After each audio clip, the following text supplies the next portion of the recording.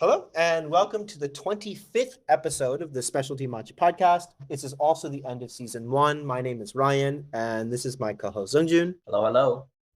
and we're the co-founders of Sanko Matcha Products. Yeah, we launched this podcast to discuss our learning journey in matcha, share startup stories, and interview experts. And today, with the 25th episode of this podcast, we are going to end our wonderful journey of season one. So we thought of no better way to do that than to bring on the entire team. So we'd like to welcome Gwen onto the podcast for the first time. Hello, thank you for having me. Gwen's on the founding team and handles the look and feel of everything Sanko. So you look at our website, Instagram, YouTube, everything that all runs through Gwen, and she keeps all the trains running on time. And probably we'd have much less content to share if it wasn't for Gwen. Probably. So we wanted to talk about three different things in this podcast. First, we realized that not everyone sort of knows what the specialty Specialty Matcha podcast is, and the broader company Sanko, which publishes it. So we wanted to talk little bit about that. We wanted to reintroduce ourselves, what our motivations are and why we're even doing this. And three, we wanted to reflect on all the lessons that we've learned over the course of researching for all the different episodes that we did, as well as all the interviews that we did from experts that are already in the matcha industry. So Zungjin, do you want to talk a little bit about the company Sanko that we've all founded and what our mission is? Yeah, so we kind of saw the opportunity of matcha before we actually found the company. So before Sanko, Ryan and I both work at a tech startups that specialize in using AI to model human tastes.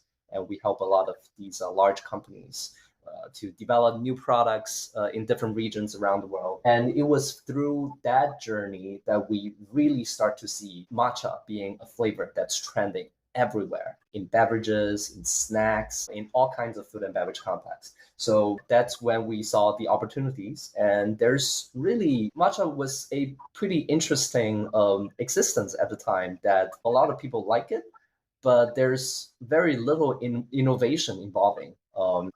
And there's very little innovation in the preparation of matcha, in the manufacture of matcha, in the final consumption of matcha. So we kind of saw these industry white space, and we founded Sanko in order to capture that. Yeah, to put a little color on what Sam's saying around sort of what we were seeing at the time as kind of dissatisfied consumers was like matcha that had no story. You didn't know when it was made, who made it, if it was made from a particular cultivar, when it was milled.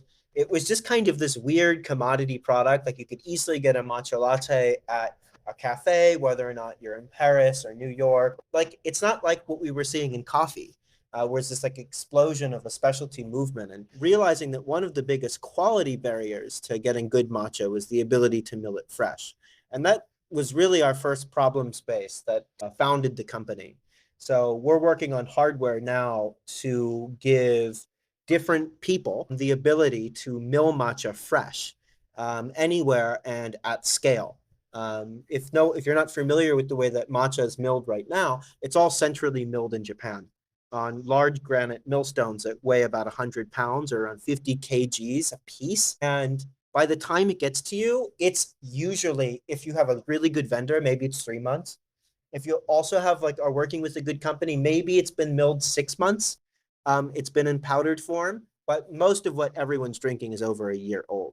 And the color, the taste, and the nutrition all disappear and degrade, and it's a much worse product than it once was when it was ground fresh. So we wanted to democratize matcha milling and are building the entire company around that to bring better matcha to everyone at scale. So that's sort of our mission. And then, in the process, discovering, all the different flavors available from different matcha cultivars, or the way the matcha leaves, it's called tencha, is produced can have many different flavors. Right now, it's very difficult to buy matcha leaves to mill into powder because no one has really the capacity to mill matcha fresh unless you import one of these industrial pieces of equipment.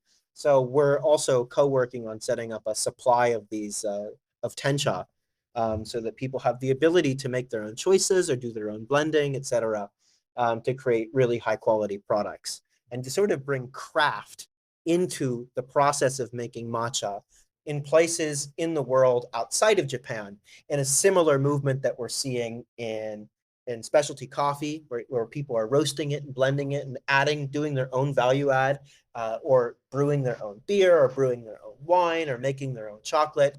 And we want to bring that into matcha and create the infrastructure to make that all possible. Yeah, and really, like for a lot of these traditional matcha making houses, you have very few choices, which are pre-blend, and they have preset tiers to tell you the quality and what you would probably expect. And we kind of want to offer really the consumer freedom to choose your own path. We want to offer products that would tell you the cultivar, tell you the milling dates, tell you the terroir, tell you where it's from, and tell you the process methodology, and let you to decide what do you like, instead of pointing you directions and tell you what's good or what's not good, essentially. Yeah, exactly. So that's a bit of the mission of the broader company and what we're doing. And we started this podcast, one, because we realized we had a lot of knowledge gaps ourselves where we needed to do some learning. So, it's a forcing function to do research and sort of develop our own opinions on a lot of these topics. And then publishing them as a blog post and then record a podcast about it. But also gave us the opportunity to interview experts and to put that knowledge out into the world and to kind of centralize and aggregate a lot of this knowledge in English, which we really hope to continue to do through the Specialty Matcha podcast. So if you're not already subscribed, please do subscribe and like and comment.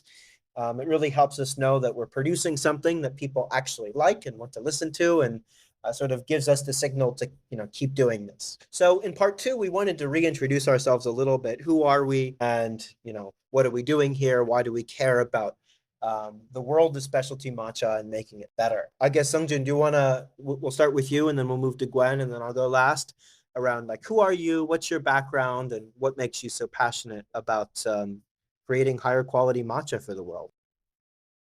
Hi, my name is Songjun, and you would hear Ryan and Gwen refer to me as Sam or Samuel throughout the podcast. That's all me.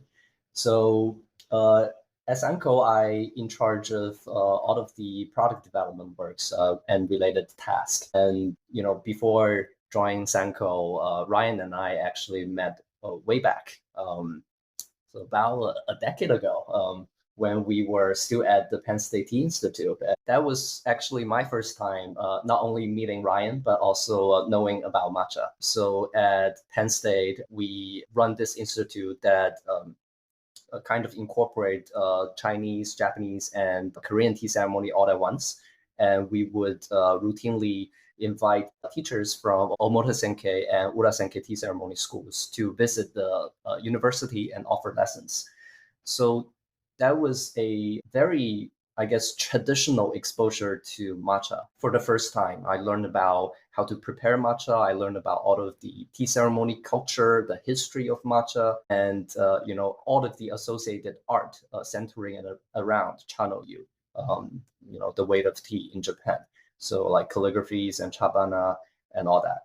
After graduating from Penn State, Ryan and I both end up joining this startup, Gastrograph, which we utilize artificial intelligence to model human sensory experience and their perception, their preference to help large companies to develop new products. And from that angle, we start to viewing matcha from a very different perspective. Matcha as a ingredient in a product, which it triggers a lot of human perception and related preference onto this very thing. That's very very different perspective compared to our days back in the tea institute. So this two kind of related but also unrelated exposure to the same thing really triggers my interest in learning more about matcha. So that's part of the reason why I agree so fast when Ryan proposed the idea of founding Sanko. Awesome. Gwen? Over to you, Gwen. Yeah.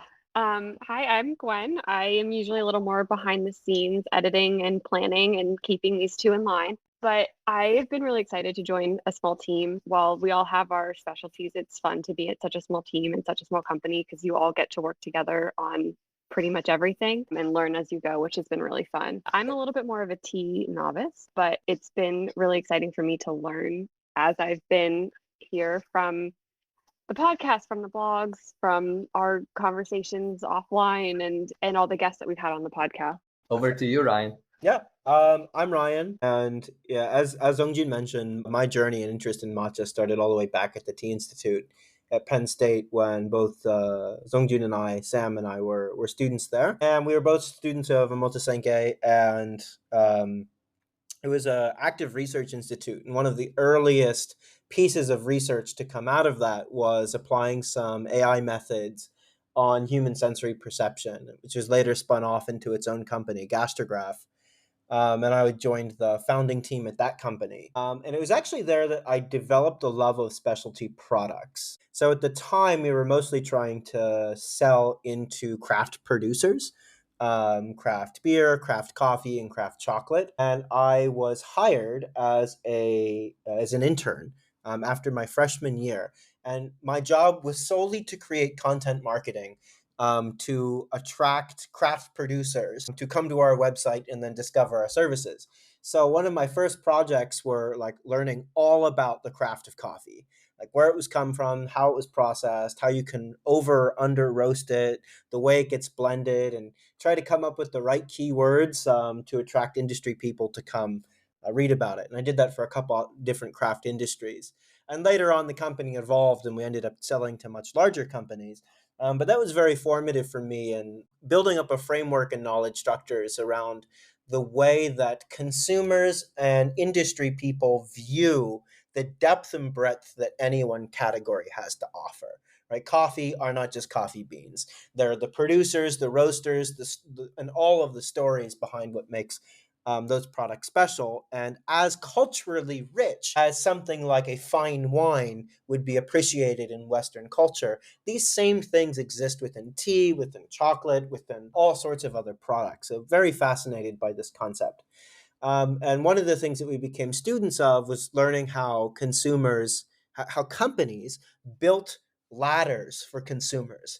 How do you get someone from drinking a commodity product like instant coffee to ordering an espresso or ordering a pour over or then ordering like a pour over that costs $15? What had to have happened along their journey to get them to build the context and knowledge to appreciate something like that? And realize that a lot of these ladders also didn't exist within matcha. So that was hugely inspiring. And then as the company got more advanced, as Jun alluded to, we got to work with the matcha a little more on the ingredient side and a little bit more at the large food and beverage company scale, where consumer preference was really the center of all that type of product development. So we did a lot of travel. I think I've been to over 20 countries doing consumer research for food and beverage companies, understanding what flavors consumers like or dislike, and then helping give feedback based on that data on how to change the flavor of these products. So we also come into this with the realm of like consumer science and improving products that way, which is sort of we're both very much one foot in the old craft tradition tea ceremony chanayu because we've been educated that way, and also one foot in the more advanced side of the food industry and product development. So that's where our background comes in. And we're using this podcast almost as a journal of our own learnings in matcha as we develop our own opinions about the specialty matcha in general. And as we learn new things and create, more curiosity gaps for ourselves. And we want to share a lot of that education with everyone else too, which is why we started this. So using that as a segue, Gwen and Zongjun, what have been some of the highlights of season one of the podcast from the interviews that we've done or from the unique pieces that we've published on specialty matcha as a broader concept? I particularly liked having guests on. I think having new perspectives has been really fun. And it's also really interesting to hear stories other people have had and the knowledge that they can share with us and with the world and the different ideas from different people. Yeah, I really enjoy the interviews too. It's really not just Ryan and I talking all the time. We can get to hear other people's perspective throughout the way too, which was very refreshing. And throughout the podcast season one, I think we have learned a lot. It's a really interesting learning journey so far. I think some of the highlights are how we trying to, really, I guess, as Ryan was talking about, like we were very deep in these sort of what we call specialty product in other places like coffee, beer, and wine. And throughout the journey, as we trying to put a similar lens from other specialty products onto matcha and how we are trying to figure out what exactly, for example, is ceremonial grade matcha. How do we define what's good quality, what's bad quality, or what's good matcha or what's bad matcha? What does it mean if you referring to a product as good? Is it just in quality or is it just like you like it? That's a very different concept of when we're talking about something is good. So as we are trying to debunk that, I think we have a lot of interesting findings. For more details, audience, you can try to tap into that specific episode. And also, like the need of transparency, like as we were talking about all these matcha, what's good matcha, what's bad matcha, like how do you define that? Like who has the authority to define what's good matcha or what's bad matcha? What's matcha that's good for you, right? For coffee or craft beer, as people moving away from big breweries, for smaller breweries, oftentimes they tend not to really tell you what's good or what's bad or what's mediocre. What they're trying to do is that they would preload you with a lot of information related to the product. What kind of hops, what kind of malt, what kind of fermentation method, what's the fermentation vessels, and for coffee and for wine, similar things, like all of the information relating to the creation of the product in front of you. They want to let you know and let you to decide, if you would like a IPA over a stout, over a amber, what kind of style that's really good for you is for you to decide, instead of telling you what's more premium, what's more expensive or more rare. Rarity doesn't necessarily relate it to quality. That's something in the first place. They of course tend to charge you more, but it doesn't necessarily mean that it's better or it's better for you. Yeah, I mean, what's crazy is that the industry standard is you literally give yourself your own grade. And like everyone gives like themselves an A plus or purposely make something that's like A, C, and like E or F grade, like meaning like I'm just going to call this ceremonial or culinary or super ceremonial or supercalifragilisticexpialidocious ceremonial grade. Like it's they're just words. What are some questions that you're hoping to answer in the next season of the podcast? Something that I don't have a very firm understanding of, that I'm just very curious about, are more about cultivars. You can read about like some baseline information online for cultivars. So if anyone doesn't know, cultivar stands for cultivated varietals, and just like different apples, you can have like different types of apples, a jazz apple versus pink lady versus red delicious, etc. Same exists in tea and for matcha. There's some common ones are like Asahi, Yabukita, Samidori, Okumadori. And like you hear like the top line level of like, okay, yeah, this one's usually vegetal, this one's super umami and creamy. But like there's very little nuance. And I'm like really curious, like what is the distribution of flavor available in something like Yabukita or Asahi?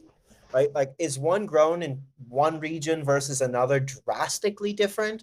Like, how different are they? And what is the universe within each of these? And then something else that I really would like to have a better understanding of for the next season is how people actually blend these things and what the framework is around having 1 + 1 = 3, or how does like you have an end goal. I want to create like, I don't know, a super refreshing matcha with a little bit of bitterness. How do you go from that prompt to like knowing what to blend? I'd really love to learn more about that. Sungjun? Yeah, this I guess will be our first time going to Japan with the mission of learning more about matcha, and all of these first-hand exposure to I guess to the farming, to the manufacturer will probably bring a lot of new, fresh information and opinions for us to talk about. Because so far we have taste matcha, we have milled matcha, but not in Japan. We have been drinking a lot of matcha, but we have never really touched a piece of green tea or tea leaf in Japan that offers us this very down to earth experience. I guess that will really change a lot of things. Yeah. No, absolutely. Like we don't know what we don't know from Yeah. like the actual production and cultivation of tencha, which then gets milled into matcha firsthand. Like we both been to Japan, we've worked there, we drink or really, consumers, in some cases super consumers. But in terms of like that whole journey, we need to experience it ourselves first before we probably even know what the right questions are to ask. Yeah, I guess it would be very interesting because it's not like Ryan and I have never been to a tea production place, right? Like we've been to Korea, we've been to China, mainland China, we've been to Taiwan, we've been seeing how tea are grown there. It would be very interesting to compare the difference between Japanese tea makings and tea making methodologies in other places. I guess that will have a lot of fresh observations, at least for me, to be able to talk about in the next season. What have been some of the interesting contradictions that we've noticed, either in our own thought development as we develop opinions and revise them with new data of content that we've put out, where you kind of look back and think, ah, yeah, I had that wrong, or between two different guests that we invited on that might have had two different perspectives on the same issue? Where have been some good like contrast moments? I guess not necessarily contrast, but a very refreshing point of view is that first, it was just Ryan and I. We've been talking about matcha, and as we inviting guests, they're also talking about matcha. Matcha as the leaf, the matcha powder that goes into your drink. But when we invited Arby from Empirical Water, it was the first time that it's kind of dumb, but realizing that there are other ingredients in your matcha other than matcha itself. There's water, and water is not just H2O. There's a lot of dissolved minerals, things that are within the water that you consume that will get mixed with your matcha that produce the ultimate, matcha that you are going to put in your mouth. So it's not just the tea that you're drinking, but you're also drinking the water. Yeah, I couldn't agree with that more. After the episode we did with RB, I spent a lot of time living in France, and there's a bottled water brand that's marketed to help you sleep. So it has very magnesium heavy, which RB was telling us accentuates umami. And I went out, and this water tastes disgusting, by the way, plain. It's really, you gotta choke it down. I was like, okay, I'm gonna try to make my matcha with this. Oh my word. It was so different. When I was comparing to drinking it before and after, the degree to which it impacted the taste of matcha was wild to me. I went from having a kind of nice, crisp, a little bitter, nice aromatic matcha to like an umami bomb with no bitterness, with just the water change. That was wild to me. That really changed my perspective too. Yeah, I mean, I guess I had similar realization when I was drinking Chinese tea in the past, but didn't really connect the dots. But before that, in Chinese tea, at least, you tend to really brew the tea that you consume with the water from the the same region, which tend to always produce the best results, which is a very, very interesting thing to think about because, like people making those teas in different places, what they are available is the water around them. And they will use those water to brew their tea for themselves. And as they develop the manufacture, the production style of that specific tea, will tend to optimize those processes with the water that made available to them. Water is really a critical factor to tea, not just in Chinese tea, but also I guess now in Japanese tea, as we observe too. Yeah, we really urge everyone to go check out Arby's website, Empirical Water. He publishes a lot of research on tea and water and coffee and water, and also his product is amazing. So it's definitely well worth checking Arby's website, Empirical Water, out. Kind of off of this, as water being such an important part of matcha and coffee and tea in general, why is it so misunderstood, stuff like this? Like why is there so much misinformation or lacking information or contradictory information in the world of matcha? Like why is this happening? Yeah. I don't know if there's so much contradictory information, but water is very difficult to control. It's really a pain to manipulate your own water chemistry and like buy the different salts and then do the different recipes and mixing it and diluting it. It's very labor intensive. And what Arby does, so there's actually some physical restraints, which is pretty interesting. So, if you want, for example, calcium carbonate, which is chalk, it doesn't dissolve in water very easily. Right? So you actually have to do a special process to lower the pH to get that to dissolve if you want to attain certain water recipes.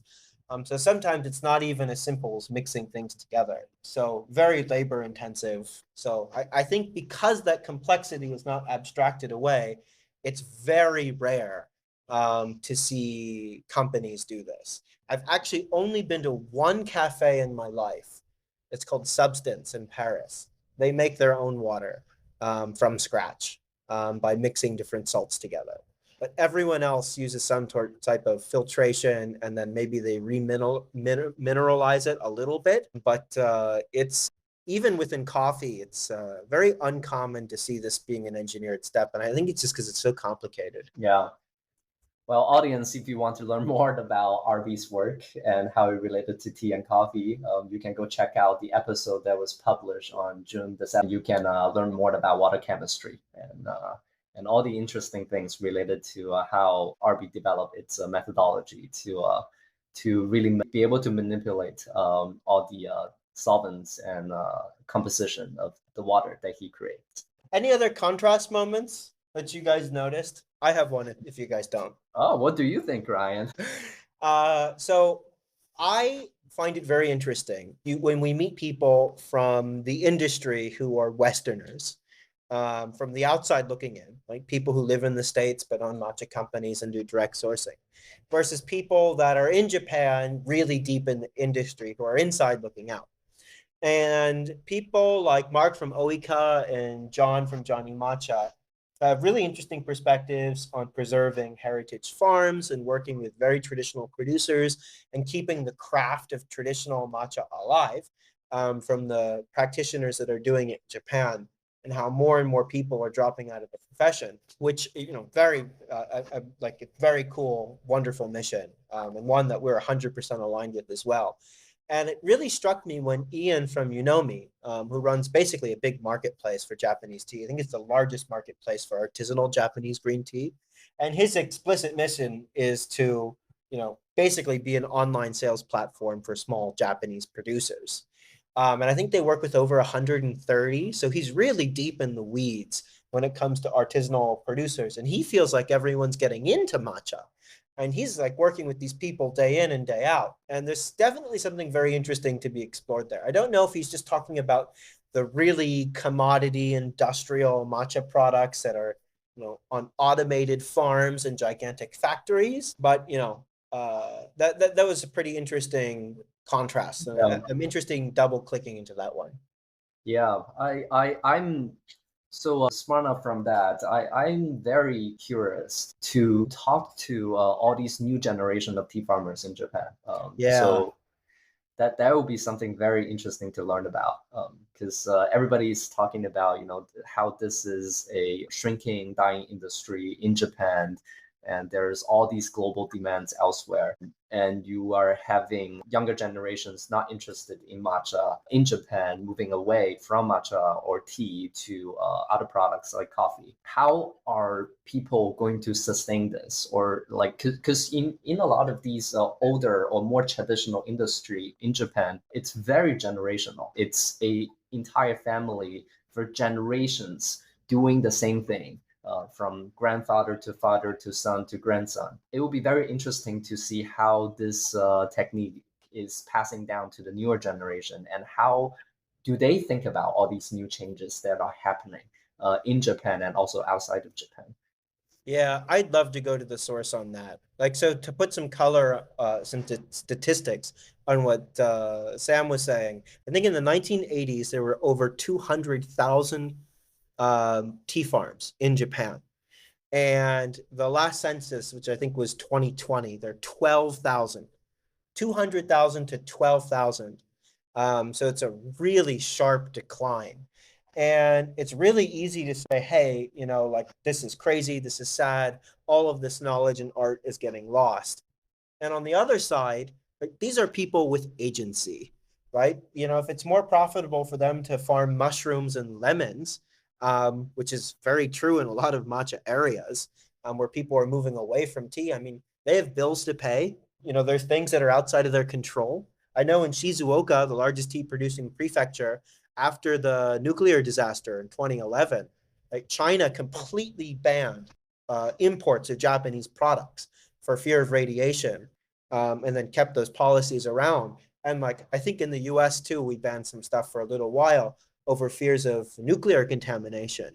And it just wiped out a lot of tea farmers because demand for green tea fell and they had to move to other products. So, like, these are real people with agency.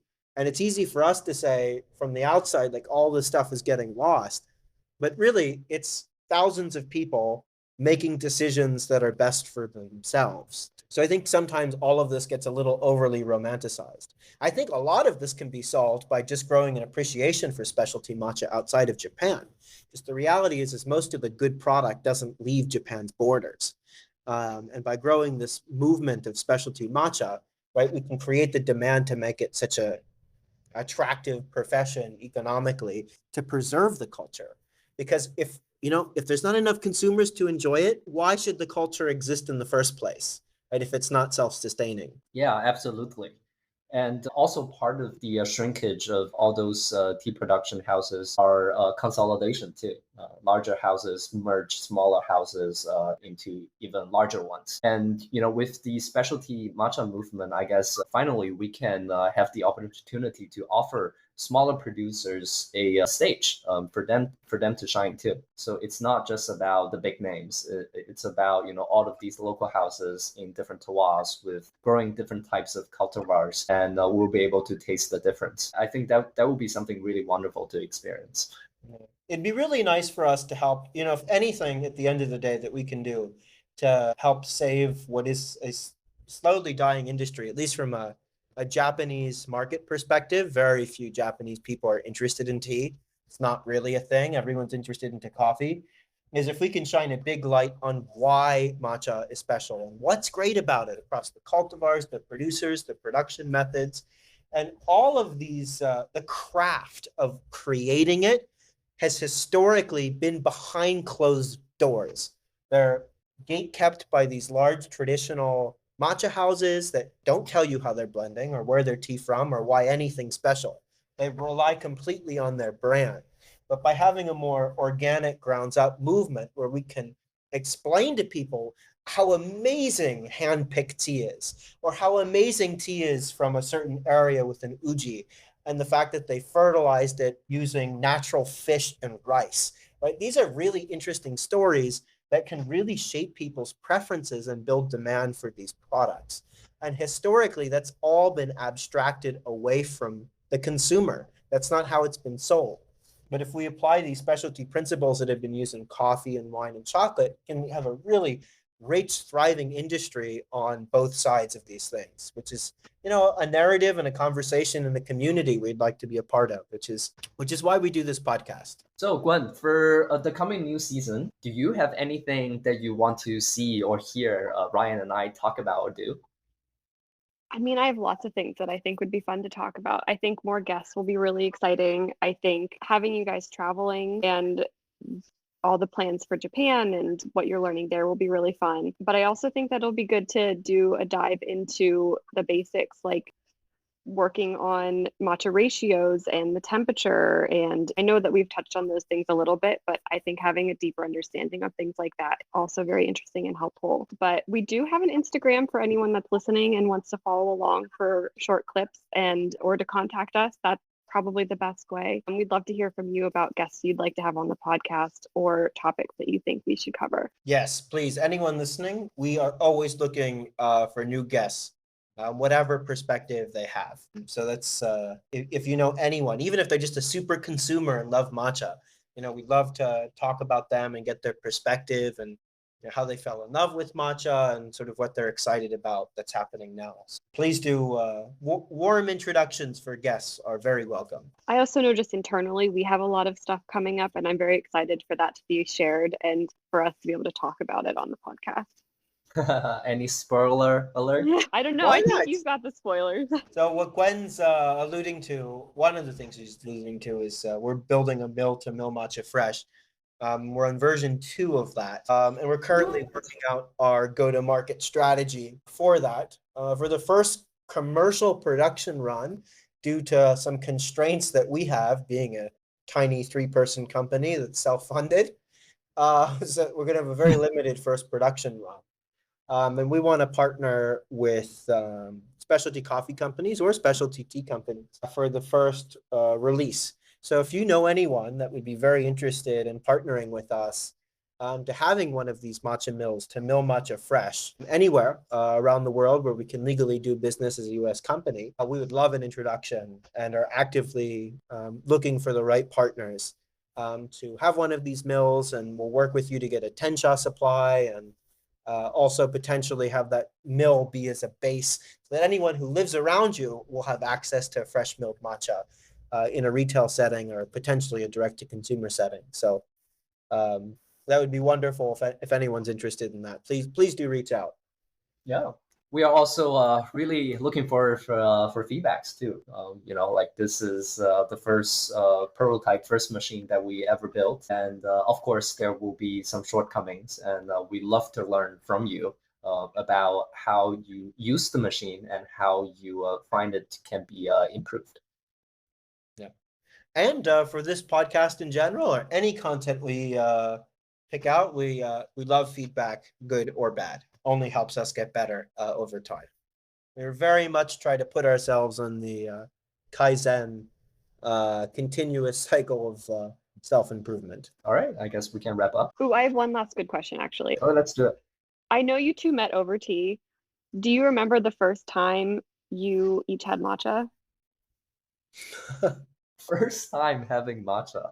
I remember my first time having koicha. You That's can talk more about that if you'd rather. Can you explain what koicha is to everyone? Yeah, koicha is this, it's almost like a matcha paste. It's how when in tea ceremony sometimes people would intentionally put much less water into the matcha to turn it into some sort of a paste, usually for higher quality matcha in more special occasions. So before that, I only have had usucha before, and it was with Koike Sensen. So they are of Omura Senke ceremony school in North America, and we were having tea in their tea house, headquarter tea house in New York. And we were playing a very interesting game in the tea event. It's called Chakabuki. So basically, we are tasting 3 sets of tea, and they would tell us the name of those teas. And then we need to remember the taste of those teas. And then we are all gathered together at the end having a little competition. So we are going to taste all 3 teas again, but in mixed order. And there will be a 4th tea introduced into the order. So not only we need to guess the order of this new setup, but we also need to guess which one is the new tea that we have not tasted before. And they were all in koicha format. So we drank so much koicha by the end of the game that both Ryan and I felt flying by the end of the competition. But that was a very, very, very fun tea event to attend. I guess, Ryan, you also remember that. Oh yeah, my stomach has never forgotten. It's very important not to go in an empty stomach to a tea ceremony. Indeed, indeed. That's why there's always wagashi accompanied with drinking tea in those tea ceremonies. They taste good. Always taste amazing. What about you, Ryan? Yeah, my first matcha was in high school, I think from a Tivana can. And I remember thinking it was okay at the time. Wasn't my favorite. I really liked the way it made me feel. So the energy profile of it, I found very interesting.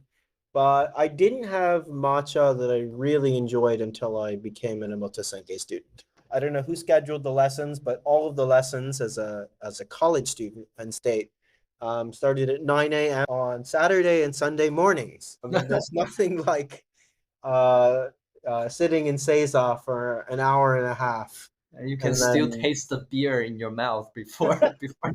I don't know if fear is the right emotion, but they're very vivid memories. And there's a lot of pleasure forcing yourself to wake up that early and sitting in Seiza and having, your 3 bites of wagashi very kindly brought from like Minimoto Kichuan or sometimes the instructors made it themselves the day before. Sweets were always amazing. And then having a nice bowl of usucha. It was very powerful sensory memory. Gwen, when That's was your great. first time having matcha? Zongi made me my first matcha. I went down to visit, and it was, I think, a few months after I started working with you guys, and that's when I Wait, had my first really? matcha. Wait, you didn't have matcha before working at I Sanko? don't think I did. If I did, I don't remember it. It's very Wow. possible that I had, but I don't think that I ever did. At least nothing Okay. good. Okay. Not Interesting. even the matcha latte. I don't think so. I have so many allergies that I don't usually get lattes when I'm out because they don't usually have an option that I can have. Interesting. How has your so after your first exposure to matcha, how has your preference changed? Do you like it? And do you have any specific things that you like about it? That's a really hard question for me to answer. I don't know if I've had it consistently enough to really state what my preferences are. I think visiting Owika in Lawrenceville and having some matcha from there is probably the best matcha I've had. But Mm, I've only done that once, and I think Ryan, you had a can that we then had a couple of times. So it's hard for me to really say because it hasn't been frequent enough. We need to change that. We need to more. change that. To change that. Yeah, Still having working on fresh it. milk matcha from Oika was something. Yeah, Having fresh milled matcha in general is mind blowing. Like it's really sad that that's not more accessible for people. maybe someday it will be. Will It will be be very soon. soon once it's If mill. only I had my own mill here to work with. Be on the lookout for more content from us. Thank you for listening. And if you have any episode topic suggestions, please let us know. And we'll see you on the next one. Really appreciate the listenership through the first season and can't wait to release more content. Yeah, see you in the next season. Woots! Goodbye.